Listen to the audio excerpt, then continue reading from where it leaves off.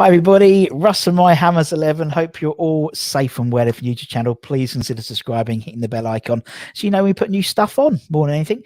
As always, I'd like to thank our lovely channel sponsors, Untuckits. Check them out in the description below. Today's guest, I'm very, very excited. It's another ex-Hammer, and we all love talking to the I'm not being rude. The older ex-players, Brian, the older ex-players. It's Brian Deer. For the younger fans amongst you, Brian played. He made, I think, overall about 85 appearances, 2 spells at the club, 39 goals, including 5 goals against West Brom. We'll probably talk about that in a minute. It's the fastest ever haul for 5 goals in the English game.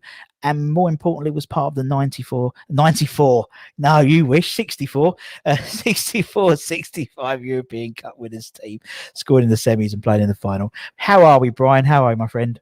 I'm good. And how are you? Yeah, I'm all right, thank you. I'm not too bad. How was the last, what was it, year been in terms of lockdown for you? Hard, because I like to get about. Yeah. You know, I've got a local golf club I belong to close by. I do ambassadorial work for West Ham and Southend. I was looking after a little pub 2 days a week. I was working down the cockle sheds in Lee. So, you know, I was always on the move, and all of a sudden, bang, it's like trying to get out of an iron door. It is. It's crazy, isn't it? It's crazy how it all just like the world got flipped on its head in the matter of a few weeks, really, wasn't it? Really? Yeah. It was tough. No do it yourself, no gardening. Yeah. A bit like Harry. Rely on my wife. Yeah, oh, good old Sarge. Yeah, but I mean, yeah, it's I know what you mean. It's been tough. But I mean, you know, the flip side, you know, there's always a silver cloud. Yeah, West Ham are doing all right. We're doing all right at the moment. Unbelievable. No one can go and watch it. Well, look at we're missing. I know. I mean, I'm still there. I'm there every game playing the music. So still playing bubbles, so they know they're playing up to London Stadium rather than an away ground. But yeah, it's weird. It is weird at the moment. And yeah, and this will be going out after the Tottenham game. So hopefully we'd have beaten Tottenham as well, which would have been lovely. Yeah, it's, well, after the result there, 3-3. I mean, that's good. But I mean, we've not been playing that smooth football, but he's got them playing to a way that they can all cope with, and it's been brilliant. I mean, really has. I mean, everyone's pulled their weight. We've, you know, got a couple of more players in, and we keep going up and down behind Chelsea. Yeah, up to the 6 points off of us. Yeah, it's crazy, isn't it? But I'd rather be doing that than up and down against, you know, I don't know, Brighton, you know, or something like that. Up against Chelsea, I'll take that at the moment. Yeah, it's all good, and it's nice actually when you go onto like the BBC website and you click on the table, and we're just like there. You don't have to scroll down to the bottom. We're just there at the top.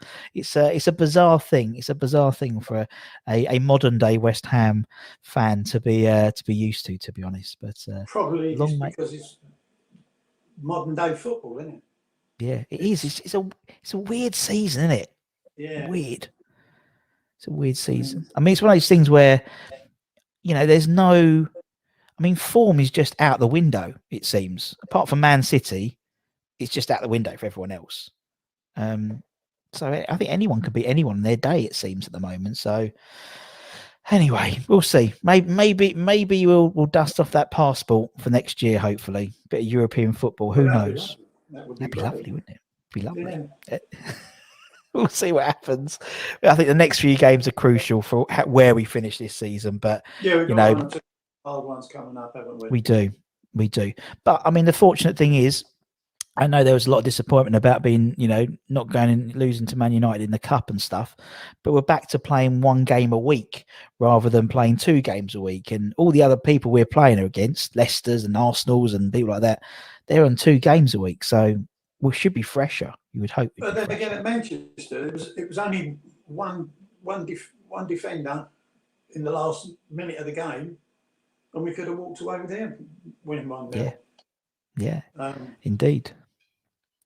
I mean, considering as well, you know, I mean, back to that Man United game as well, you know, how many, I mean, you know, we only had our first choice centre backs for about 15 minutes. We kept on shopping and changing a minute, so I don't think it was as tragic as some people made out. And it was only we took Man United to. Didn't he? Or did he not play? No, he didn't play. He didn't play. No. He struggles a bit, the lad, with his very muscular, isn't he? That's the trouble, isn't it? And because and he is literally just like, I mean, you've seen him. I mean, you obviously know he's literally just one. He is huge, isn't he? He's just one muscle. Muscle is very yeah.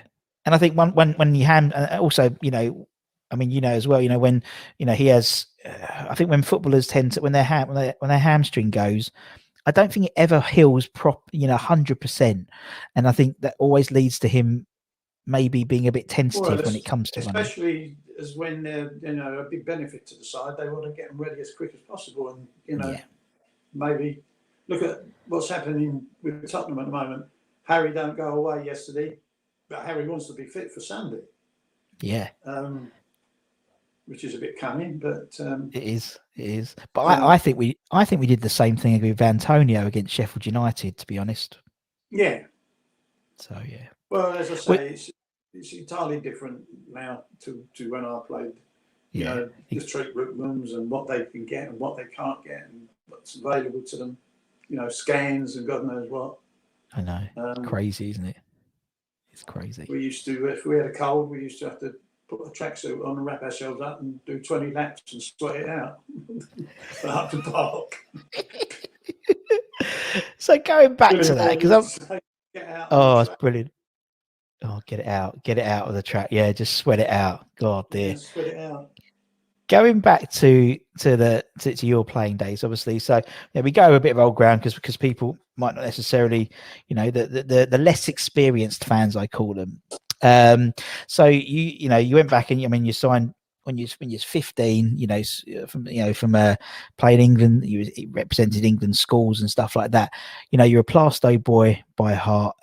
Was it always going to be West Ham you played for, or was there ever any other clubs sniffing around for your signature?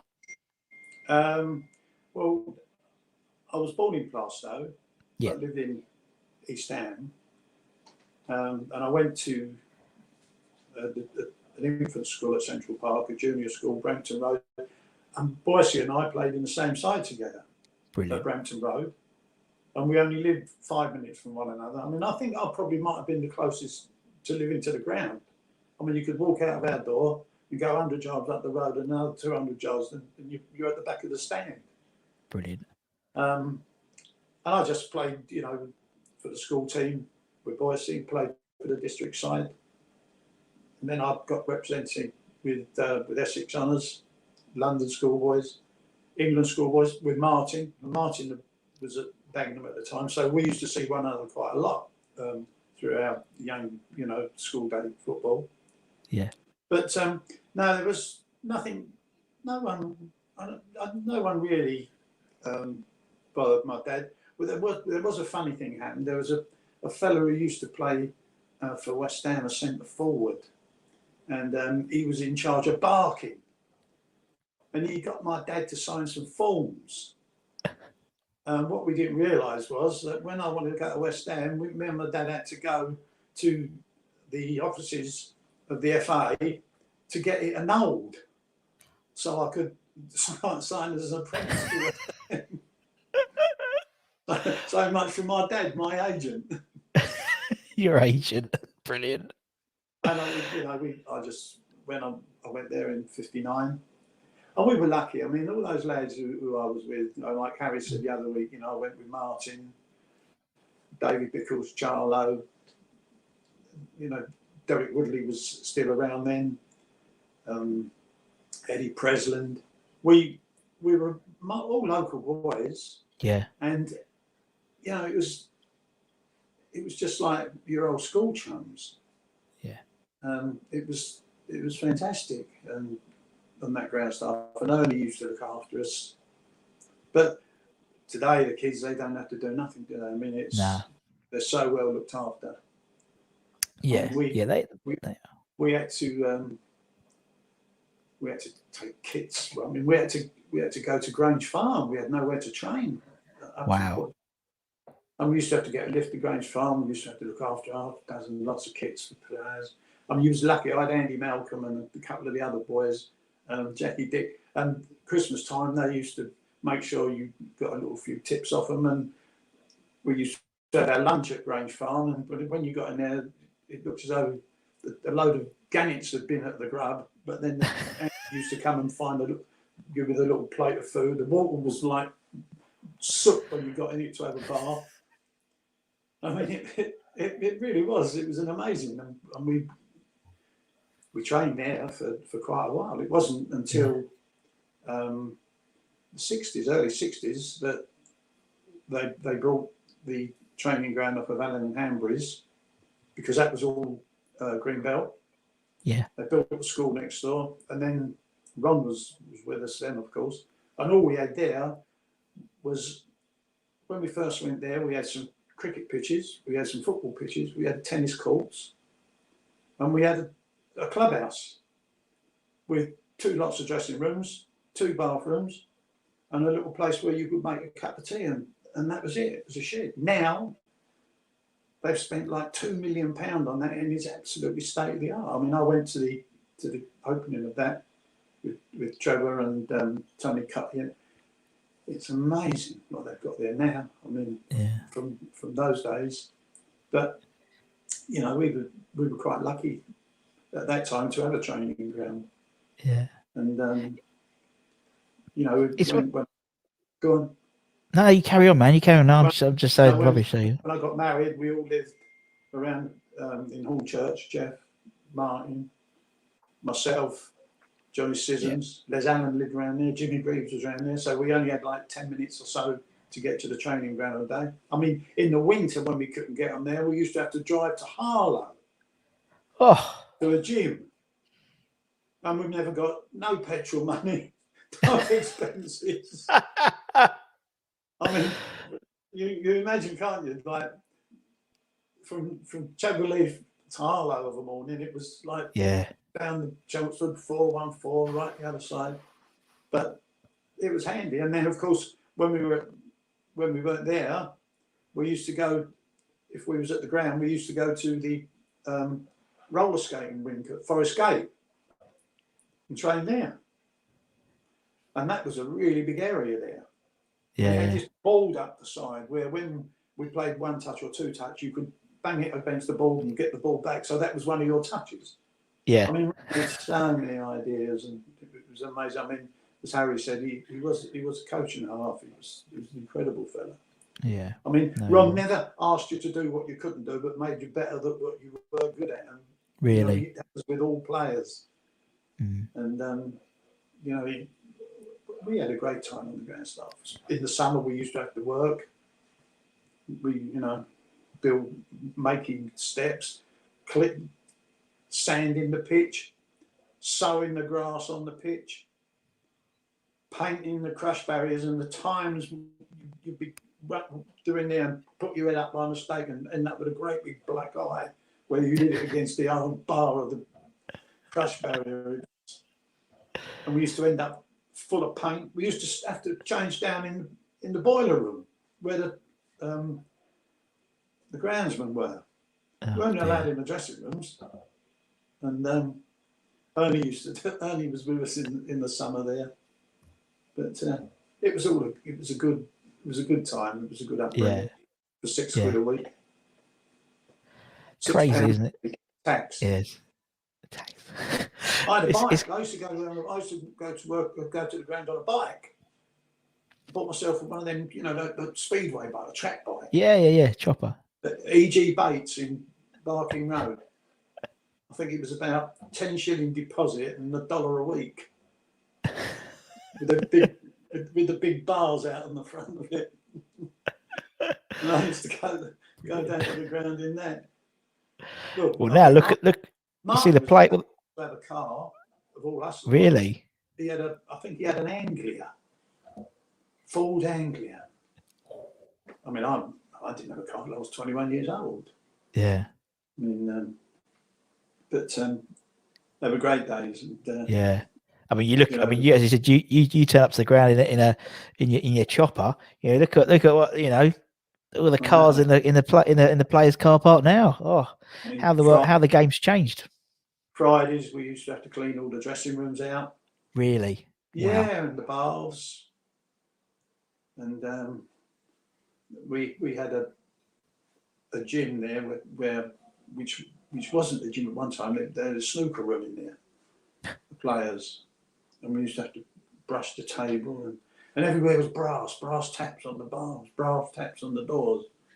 Billy Moore used to walk around afterwards with a fag in his mouth and flick the ash on the floor like there's ash down there. Go over to the cafe for our lunch. Yeah. And then because we didn't go to Casataras in those days until a bit later on. Then we used to get these little vouchers for $1, 5 shillings, and sit upstairs and have our hamburger and chips. Is that what you could get for your voucher? Yeah, we get hamburger chips and the pudding for $1. I mean, this was in 1950, 59, 60, 61. But when we was at the training ground, we used to have a company from Forest Gate, I think, somewhere, that used to deliver the food. And we'd end up getting a coach, going to Epping Forest, getting out the coach in just a pair of shorts and slippers and a top, and then run round the forest, run down the Epping Road on a slab of concrete about 3 foot wide with great big lorries going by, spitting everything out at us. And then we used to go through the forest, running through the forest, we run, and then coming back to the roundabout at the Wakes Arms, and they used to have a pub there. And there was a tap on the wall, and we used to get a drink of water out of the tap. And then we used to go, don't have that, do your stomach muscles. Now they have water breaks. Yeah. And then we back to Grange Farm, get out of the coach, and have to run up the hills from the back of the farm up to the top of Chigwell, and then stop again at the lakes by the golf course. I know, At Hainault, run all around there. And when we got back to the training ground, we'd have a roast dinner. And then go out in the afternoon training again. Oh, amazing. Now, they wouldn't look at a roast dinner. I mean, they've got all these special stuff they take and eat, and God knows what we call it again. Pre-match. We never had a pre-match. We had to be at the ground. If we played at home, we used to have to be at the ground an hour and a half or so before the kick-off. Yeah. And we used to just turn up one by one. Yeah. Now they have coaches, they go to hotels, and even the lower clubs. And it's it really is a different game now. It's I mean, million miles apart from our Of course. Yeah, of course. I love the fact you do all that running, because I mean I live in Hornchurch now, but I used to live in Loughton, so I know all that area you say, Wakes Arms roundabout. Yeah, and so I literally that is a long route, and then all of that, and then then meat and two veg. Well, when we were at Grange Farm, we used to have to go down Pudding Lane. Yeah. That Pudding Lane down the other side. That's a horrible road. Ted Fenton used to have a claret and blue console with WHU1 on the plate. And he used to stand on the bonnet with a pair of binoculars so they could see over the fields to see where we were running. I was quite good. Andy Smiley was just left the ground staff then. Yeah. He was a good runner. He used to run in boots, but I was okay in them days, and I used to be home first most of the time. Albert Walker would be waiting there for you to give you a little clap, when you got there. And but it was now. I mean, and our equipment, or sometimes if there was nowhere to train, we used to sometimes go to Wanstead Flats. We used to go out the back of the ground, Priory Road, where the bus goes up, run all the way down to the flats, run all the way around the flats, and then skins and shirts and have a game, and then run back to the ground. Oh, it's crazy, isn't it? I know, in slippers. And then we trained. Mental. Little Ilford Lane. Do you know where the Fairbounce Boys Club used to have their? Yeah. And we used to, where the gas works are there. Gas boy. And that was like a quagmire down there because we just didn't have anywhere to play games. Until of course Chadwell Heath, as I said, Chadwell Heath come along, and that was the start. That was a bit prehistoric. I mean, one groundsman, and but we seemed to do well out of it. Yeah, it wasn't too bad. Monday and Wednesday we used to have a fella come to do. He was a weightlifter. Bill Watson, his name was. Yeah. He used to go to Aston Villa, went to Tottenham, and we used to do like with the dumbbells and stomach exercises, and then we used to have to just go off training, but it was great. I mean, we had great fun in those days. And, it's incredible time. You had great lads, and that was a period in West Ham sort of history. That was a golden age of West Ham. I mean, that was. I always say to people, we were really lucky to go there when I went there in '59. We just got promotion that year before, hadn't we? Yeah. And those guys are absolutely amazing. Bondi and Noel and Malcolm. Andy Malcolm Musgrove, Jackie Dick, Mike Grice, Phil Woosnam and Johnny Smith. I mean, we were so lucky, as we were then, to go into a club in the first division. We didn't start off in third divisions or second division. We was a first division side. Yeah. And it was amazing. And we had one guy, Wallace St. Pierre, one scout, never had a car. Used to walk everywhere. All the times of the buses. And brilliant. Wally was responsible for bringing 90% of the players in. I mean, we to West Ham, as kids, and because I used to train Tuesday and Thursdays. Malcolm, Noel, and Johnny Bond used to help with the training on Tuesday and Thursdays at the ground. And that was the way we were in those days. But they were great times, and from when you think I was there in '59, I made my league debut in 62, 63, 62 at Wolves. I mean, in the next 3 or 4 years, I'm there with him.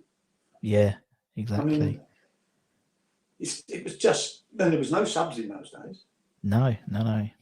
You had to be sort of very lucky in those days because we had a really good bunch of players, and sides were normally quite settled then. I mean, I played lots of reserve games, of course, and we had an upbringing of I had the A team, which was a Metropolitan League, and we used to play all over the place. Didcot. I mean, who would want to go to Didcot? Bedford, Haywards Heath, Tonbridge. But all the London clubs would have a team in that division as well. Yeah. And they never give a shit about you, mate. Us little boys in our nice white shorts and everything. They used to lump us all over the place. But you picked that up quick and you learned to look after yourself. Sure. And when I did sort of get farther on in the side, I mean, it was, as I say, I only had 85 odd games spread over that time, but it was tough. It was tough to get in that side. Yeah. I mean, look at Jeff for an example. Jeff started as a halfback. Yeah. A big raw-boned halfback. Yeah. And there's no way he was going to take Bobby's spot. No. But then when Ron bought Budgie and Jeff went up front with him, that was the making of Jeff. He lived off a Budgie. And we had, leading up 64, I didn't play many games in 64. Because after the Blackburn game, when we got beat at home, Martin was the only one to get dropped from that side, wasn't he? Yeah, I believe so. Yeah. And I think he went to see Ron and said, he said, why was I the only one to get dropped? He said, well, you never played very well. He said, well, was I the only one when you get beat 8? And that side kept the same. Eddie Bobbin went in the side and done great. But then, you looked at that side, you had Bondi, who came to us from a very small club in Colchester. You had Jim Standen, who cost us 10 grand. You had Bondi, nothing. Eddie Bovington, nothing. Brownie, nothing. Bobby, nothing. Jack Burkett, nothing. Johnny Scissors, nothing. Jeff, nothing. Boycey, nothing. Peter, 35 grand. And Budgie, 65 grand. Where could you get where could you go and spend 110 grand on 3 players? What would you get now? Exactly. You wouldn't be able to buy a new car. No, you wouldn't be able to. It's incredible, isn't it? It's just, and obviously, as you said, that time, and you mentioned obviously some of those great players. We had, and as you said, you spoke about the great man. And obviously that period, you was part of that team that obviously, we had obviously the European Cup, Cup Winners' Cup victory and stuff like that. I mean, it's a huge time, a huge historic period of West Ham, and obviously following that, obviously the World Cup with the three of them. I mean, as a player, I have to ask a question because I don't think I'm ever going to speak to someone who played with them at that time. Really, do you remember after they won the World Cup, the three of them? Do you remember the first training? Well, how, because I was thinking, because it's like they were put on this level. Yeah, you won the World Cup, fantastic. Then they came back to West Ham. Do you remember the first time they came back as World Cup winners? Seems a silly question, but I don't know whether does everyone clap or does everyone just carry on as normal? That was in the summer. Yeah. Listen, we never had no big time Charlies. Yeah. In those days, internationals were midweek. They'd go off a couple of days. There was no great hype about this and that. And the day after the game, they come back and we're training back again. Normal. Yeah. But no, there was no different when they come back from the World Cup. In fact, it was quite good. When they had the World Cup, they all got these white cars, 100 the 100Es. They don't what they the Cortinas. Yeah, sure. With special wheels and a World Cup Willie. And Bobby went off on holiday and I had the car for about a month. And I had the car to drive about. It was amazing. Martin had one, Jeff had one, but I mean, the next day after the World Cup, when they got home, some Rolls Royce came round to Jeff and whisked him off somewhere. Yeah. And that was the start of that. Yeah. I mean, the adulation they got was amazing, but they really deserved it. I mean, and they were just a really good, I played against all them players and they was all good fellas. Yeah. I mean, they was all great fellas. But I mean, after the 64, I didn't play much that season, even in the 65. And then right out the blue, they played one or two. I think they played the Czech side, and another side in that competition, in the European Cup Winners' Cup competition. And the next round was against the Swiss side. Yeah, was it Lausanne? I can't be. I don't know. I'm not very good. What are you saying? What was it? What was the team? What was the Swiss team called? Was it? Because I know you played against Lausanne. That's it, Lausanne. Yeah. Well, the day they should have played Lausanne, it was cancelled because I think there was a snow-covered pitch at the time. Anyway, the next game at home was Sunderland. Budgie, there was an international, and I think Ron wanted to rest Budgie. And I was, some people must have told you I was a bit lively, I was a bit hard to handle, Harry told you all about kind of the pubs and God knows what. And I mean, Yes. I was always sort of thinking as one of the instigators with 2 or 3 of the others. But and I'd had a bit of a barney with Harry and Colin McElworth that week at the skating rink, and I thought, oh, here we go. He said, Ron wants you out on the pitch. I only said, Ron wants you out on the pitch. So I thought, here we go. So I went out there. I said, what's that? He went, I'm resting Budgie tomorrow. He said, I'm playing you tomorrow against Sunderland. I thought, blimey. So I went, yeah. He said, okay. I went, yeah, fine. He said, okay, then see you tomorrow. So we ended up getting beat 3-2. I scored both the goals. Yep. Eddie Bovington broke his kneecap. So I was in the bath, in the plunge, and he come in. He said, well done, lads. He said, all right, Stag. I said, yeah. He said, well done. He said, you're coming to Lausanne with us tomorrow. So I went, no. I said, well, I ain't coming if I ain't playing. He went, just be here in the morning for the coach. So off I went. I scored the opening goal there. Budgie got one. And that was it. The side never changed. We come home and I got the 5 against West Brom. I got 4 against Shilton that year. Yeah. I mean, I scored, I think it was 13 or 14 goals in 15 games. Yeah, in that season, yeah. Couldn't leave me out in the end. And of course, we had the final. But I mean, from the FA Cup final, I mean, you had Johnny Bond, Kenny Brown, Bobby, Jack, Johnny Sissons, Hursty, Boycey. You had sort of 7, 8 people who were Grand Star boys. Yeah. Playing in that final. And the next season, when I got in, no Peter. Alan Seeley played, but he was, when Ted got sacked, the chairman swapped Dave Dunmore for Alan Seeley, so he came just before Ron.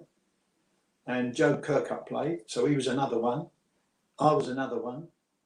And, you know, we had 8 or 9 in that side. I mean, crazy. We had, I mean, West Ham have always, you know, we always said they called them the academy, but when you look back then to see on 22 players, like 90% of them were homegrown lads from just ordinary backgrounds, no fee.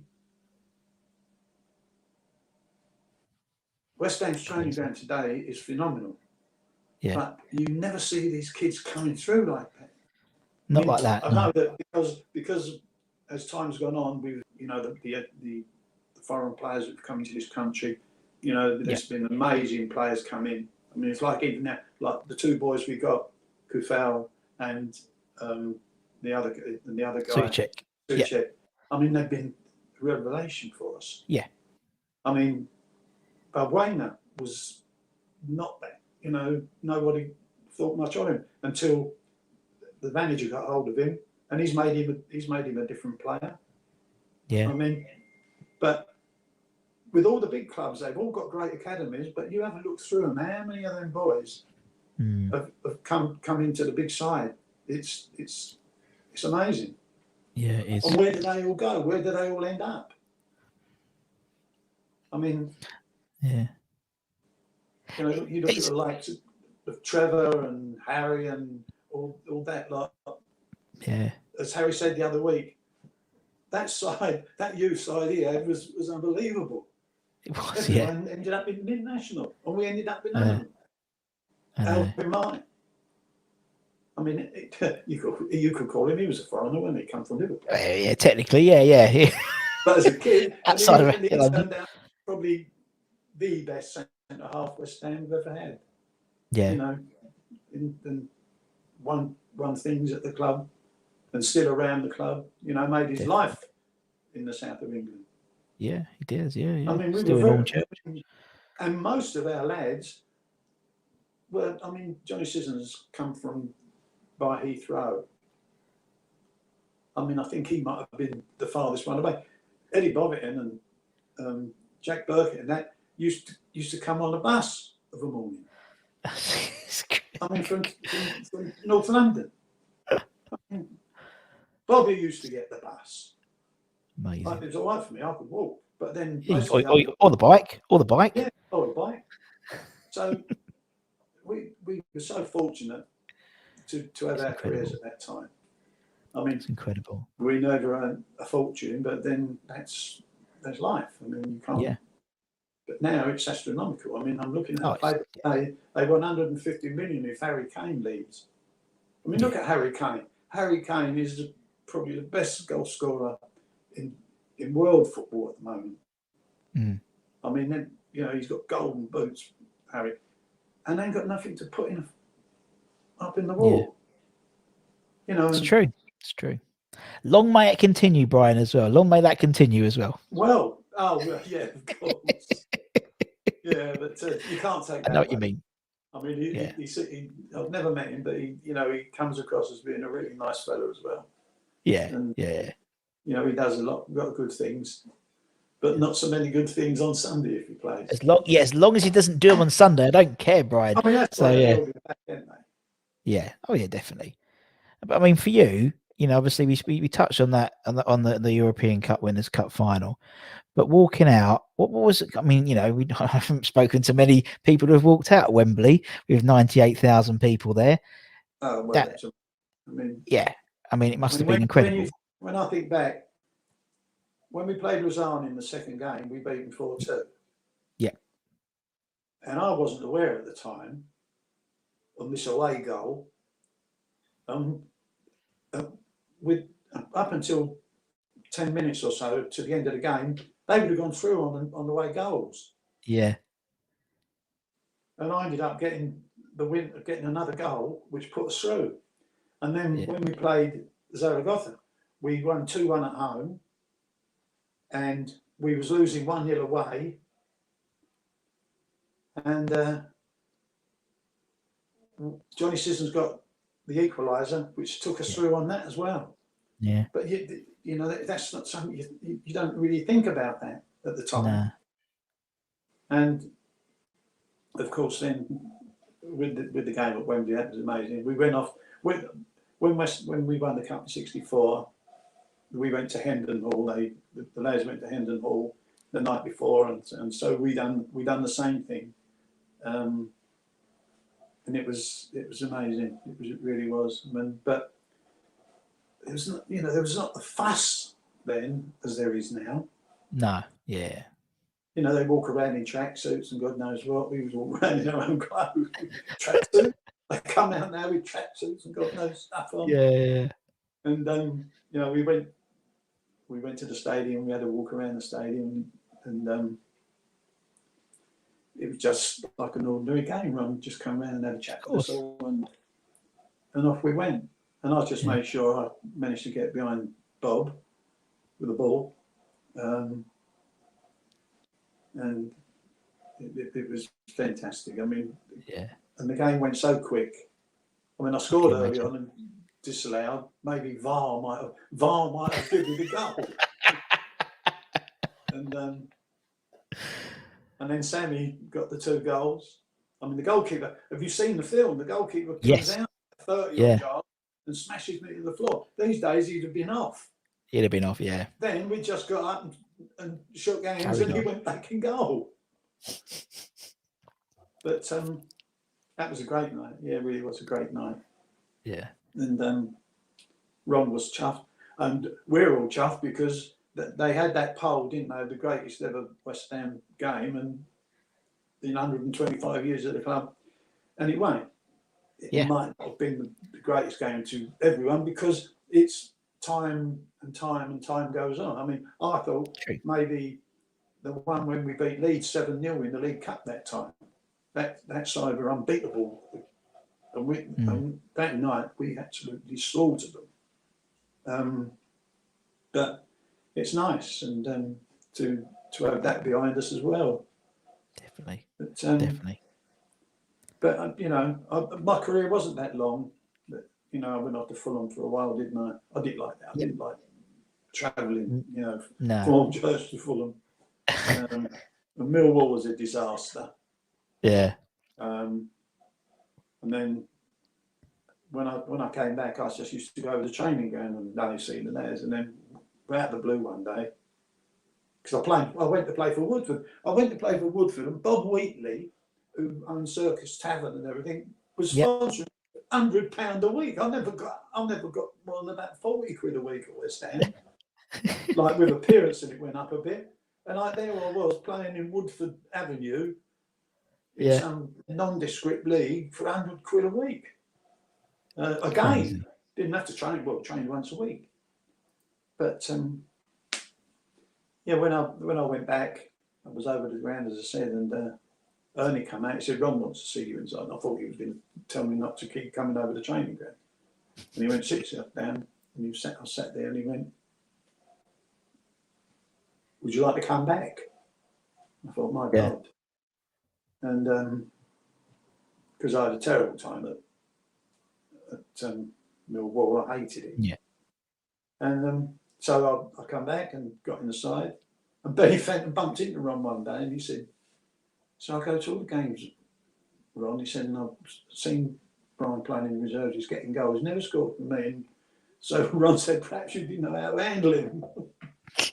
But and then, of course, we had the fateful Blackpool thing, didn't we? Indeed. I mean, there was all these stories about we thought the game was going to be off. Of course, the game wasn't going to be off, but we had dinner, we had a few beers. We didn't get drunk. We weren't drunk or anything, but we got back to the hotel, and you know what these guys in the hotels are like. You know, if they see someone walking a hotel in London with a bird on their arm, they're straight onto a snapper, and he's in there on his motorbike or whatever. Exactly. And there's a photo of it in the paper next day. And it wasn't the thing to do, but it got blown out of proportion. Yeah. And I suppose, Ron was under a bit of pressure. Yeah. And he done what he felt he had to do, and that was that. I mean, Clyde was young, he got away with it. Bob Garden was with us, who used to do Match of the Day. He was with us, and a couple of his mates.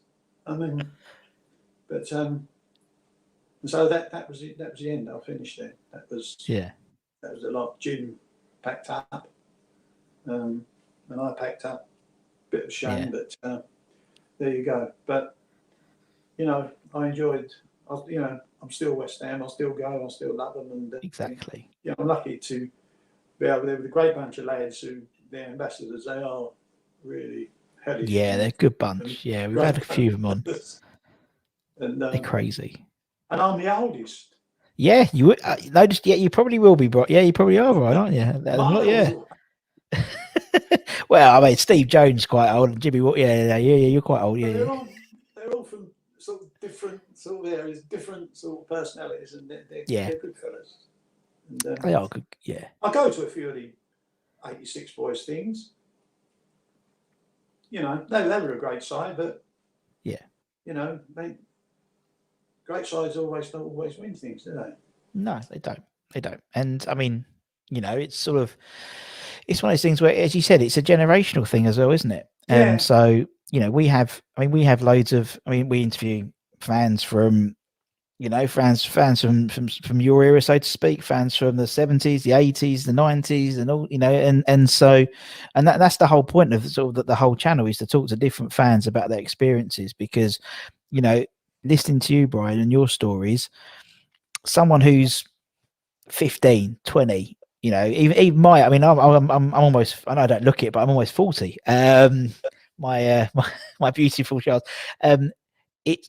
I find it so fascinating about learning about the history of West Ham, but from first hand, from yourself, not from, reading an article someone's written about it who wasn't there, listening to what you're saying. And I just find it absolutely fascinating. And it is a generational thing. And when we do the stuff around the players from older eras, people really love it, because it's all part and parcel of the fabric of West Ham, isn't it? Yeah, I mean, as I said the other week, what could have become of West Ham if they hadn't sold all those boys? Of course, Yeah. Look at the joy that other clubs have had out of us. Yeah. I mean, it's amazing. And then, you know, when Harry was there and he brought Paolo in and all those people, no one wanted Paolo. I used to have the thing on my phone, I'm forever blowing bubbles, and that referee come to Southend one day, and just as I went to speak to him, my phone went and it started playing and he looked at me, I went, I'm sorry, I said, this is not on purpose. But I mean, and even like Galley and all this lot. Yeah. And they came at a real time when, you know, what they do with their nights and things took off. Yeah, because there was no hospitality at West Ham. But they were all there at that time, and they've had a lot of success, and they've all, you know, done their good things out of that. I mean, we have golf days. But, I mean, the only thing that annoys me with Gary is when they have these nights, he keeps giving golden boots away to people. David Cross, Pop Robson, this one, that one, Sir Trevor. I mean, I'm sure my 5 goals in 20 minutes is worth a golden boot. Well, it's the fault. David Cross got one, and he's a lovely fella. Oh, I love Cross. He only got 4 against Tottenham. I mean, exactly. I've done him 8 times in 4 games. Peter Shilton. I mean, at least I could get a boot for each game. One's got to be coming its way, Brian. Surely. No. He's adamant about that. That's so I thought I'll put it on post, and he might see it. Yeah, exactly. I'll let him know. I'll drop him a text and say, you know, watch out, Stag's after you. The golden boot. The golden boot, yeah. Right, quick. I just want to quickly, just obviously, we put together, we do this, it's called My Hammers 11, so we put together an 11. So I'd like to go through just quickly, because you've been talking about some great players, and I know it'd be, you know, people like to know, you know, the teams people would pick. So obviously the whole idea is that, you know, you pick an 11 of the players you played with during your time at West Ham, which is, you know, as you basically listed about 40 or 50 fantastic players I think you played with. So I know it's going to be quite tough, but it'd be good to just do it quickly, because I don't want to take you for too long. So I said I'd only be a little time with you. So if you had to pick out of for the Stag 11, who would be between the sticks? Who would be in goal for the Stag 11? Well, I'd have to pick Jim, because Jim came there. He wasn't there for long, but he was very successful when he was there. And he, you know, at the time, he was a very prolific sportsman. He was, you know, he was playing for Leicester then, and he was top of the averages in the cricket that season in 64. 65, he got the European Cup Winners' Cup with us, and he was a very, very good keeper. He wasn't in the same class as Parksy or Ludo and them, but he was good. He was agile. He was a great kicker of the ball, and so I'd have to go for Jim. Yeah, so put Jim in. Yeah, good shout. Bill, as I said, Bill, I didn't spend a lot of time with at West Ham, but I've got to have Bill in the side, because he was there when I was there. Yeah, and you know, from the career he had afterwards, I mean, I'd really like to have Bill in my team, and I will play Bill in the back 4. Yes. Yeah. So put Billy in. I'm going to pick Kenny Brown, because Kenny Brown was part of the team which, when I went there, enabled us to get what we got at West Ham, because he was part of that side I told you, of Malcolm and Noel and John, when football changed at West Ham. And, you know, 400 games for West Ham was still good.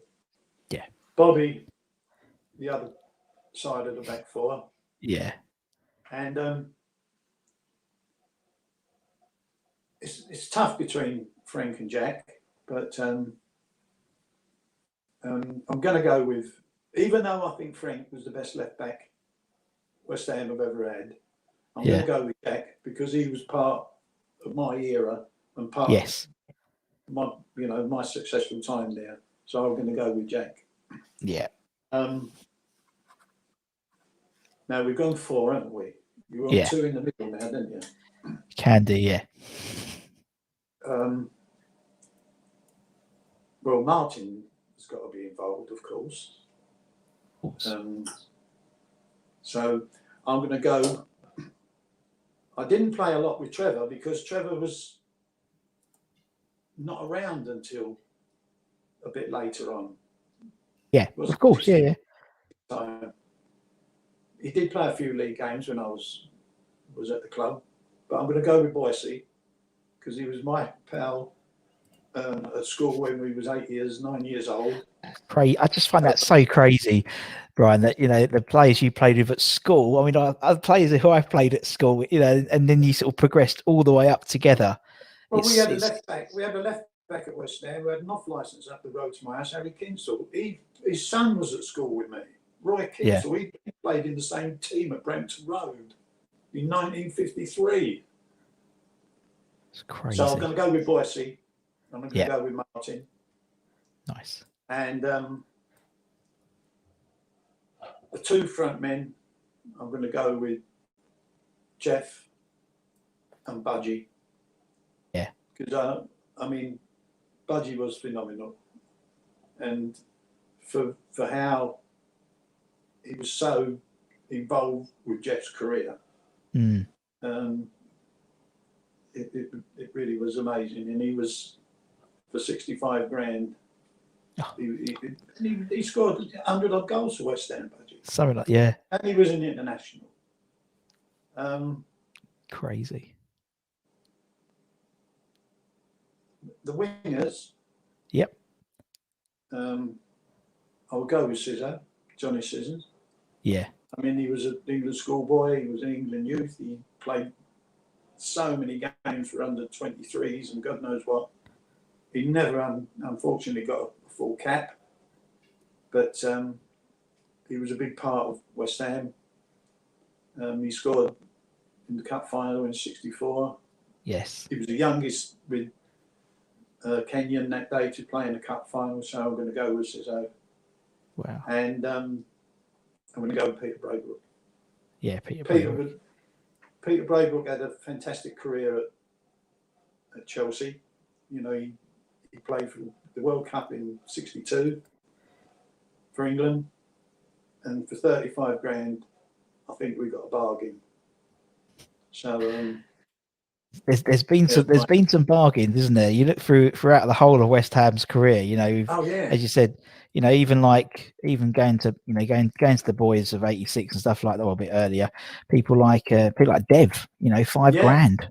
$5 grand. Mental. What can you get for $5 grand these days? And nothing. Yeah, overpaid.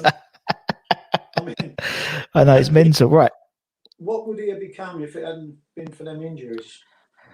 Do you know what? It's one of he was really. Yeah, I mean, he was at the height of his career then, wasn't he? He was bang on then, Dev. Yeah. And you know, it happens, doesn't it? It seems to I know it happens to every club, but it seems to happen to West Ham more than any other clubs. You know, obviously you got Dev, and even like slightly like more towards the young, obviously people like Dean Ashton. You know, what he could have been as a striker for West Ham. He got he got capped. And he got in training. And he done himself training. I mean, I listen to him when I go over Southend now. I listen to him on the radio. He's great on the radio. Yeah. You know, he's good, you know. Yeah. So, like in love with the game still. It's amazing. But we've had some. We bought some. I mean, Paolo. How can Paolo? I'll wind everyone up about Paolo, but he was something else, wasn't he? Yeah. How can Paolo not get any honours hardly in football, not even a cap for his own country, and be like that? I mean, Harry, if Harry wants a nervous breakdown, he goes and does it. He gets them sort of people, doesn't it? Yeah. When he used to say, Harry, we're flying up to Newcastle. Oh no, Harry, Paolo, no fly.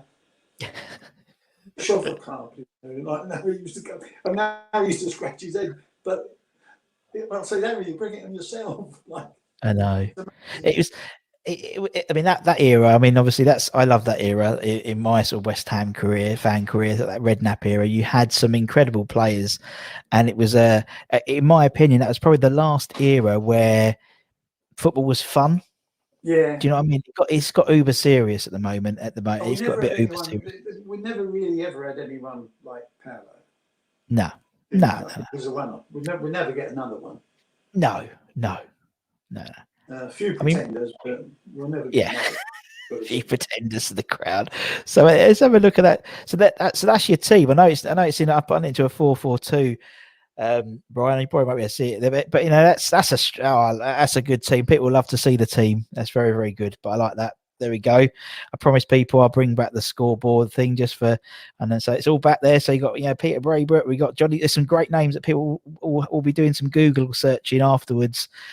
Brian, to look at their clips. You got Hursty, you got Budgie Byrne, you got Peters, you got Ronnie Boyce, you got Bonzo, Kenny Brown, got Moro, you got Jack Burkett, who I'm going to go and Google now because I don't know much about Jack Burkett, and Jim standing in goal. Very nice. I like that. I like that team. I mean, that's a great team. Yeah, Jack lives quite close to me. Oh, does he? Yeah, he lives in Southend, Jack. Oh, Southend. I love Southend. Because I've got the one of someone sent me the one of Harry. Yeah. His dog kept barking. Yeah. With Harry's one, he just literally he ran out of time because he was too busy talking about the good old days. He was too busy talking about Bobby Ferguson and stuff. But anyway. I really only spoke to Paolo once. It was at Swindon. Yeah. We were playing Swindon Southend, and I used to get these Bobby Moore bowel cancer shirts, which I used to send to Alex Ferguson, and he used to get signed and send them back to me and everything. So I wanted one signed by Paolo. So I took one to Swindon, and I knocked on the door of his office, and he walked in, and he went, yes, well, I went, Paolo, I said, could you sign this for me, please? I said, this is for Bobby Moore Bowel Cancer Fund. Well, Paolo is with his friends, and this, we have to get. I said, well, this is a very, very good charity. So he went, no, Bobby Moore, number 6. I said, Paolo paid number 10 for West Ham. I said, funny enough, Paolo, so did I. I said, I've got European Cup medal. I said, but thank you very much. And walked out the door and he waving his arms at me. Brilliant. He was fantastic. I mean, we had some brilliant. Some of the things that go on at West Ham have been amazing. But yeah, it's a fantastic club. It's a great club, and the supporters are amazing. Yeah, they say what they go as they feel, don't they? I mean, yes. But once boards of directors can't do it right all the time. Only the fact that in our day we never saw our directors. The only time we ever saw the directors of West Ham United was when they come for a board meeting and their cars was in the car park. Fair, yeah. And we used to never talk to them much. We used to call them Mr. Len, Mr. Wood. I'll tell you a quick story. When my dad was 52, he got made redundant. Reg Pratt had a timber yard in Plaster, in Forest, in East Ham. And so he stopped me one day. He went, sorry to hear about your dad, Brian. He said, because I see him down at Howard's. He said, when I get some stuff and this I'm on the water and stuff. I said, anything that occurs, Mr. Pratt. I said, I'd be obliged if you could think today. About 2 months later, he's knocked on our door, and I looked out the window, and then I said, Mum, get the cat in. I said, there's Mr. Pratt's downstairs, RHP, treble 5. He come up, give my dad a job at 52. My dad worked for him until he was in his late 70s. And that was what football clubs was about. Yeah. Stopped me one day on the train. He went, Brian, everything all right? I said, yes, Mr. Pratt, thank you. He went, don't forget to get your car insurance, will you? Because they knew everything that went on. He was the chairman of the magistrates, wasn't he? He knew everything that was going on there. Oh, I love it. But there you go. I love it. It's brilliant. Anyway, it's great, Brian, man. Look, ask me to do this. Thank you so much. It's been so much fun. I loved it. I've loved it, and people will love listening to your stories and stuff. Thank you so much. It's been absolutely brilliant. Thank you. How can I get this back? So I'm gonna wrap it up, and I'm gonna wrap it up, and I'll say goodbye to everyone. Then I'm gonna end it. You stay on. And I'll tell you how you can get it at the end. Don't worry. Okay. So anyway, write it down because all right, I'll text you. Don't worry. I'll tell you, and I'll text you, Brian. Don't worry, man. Right. So thank you everyone for joining. For myself and for Brian. Take care, everyone. Stay safe. Wash those hands. Go with your irons, and I'll see everyone again very, very soon. Oh, there we go. Go on, Brian. Take care, everyone. Much love. Bye bye.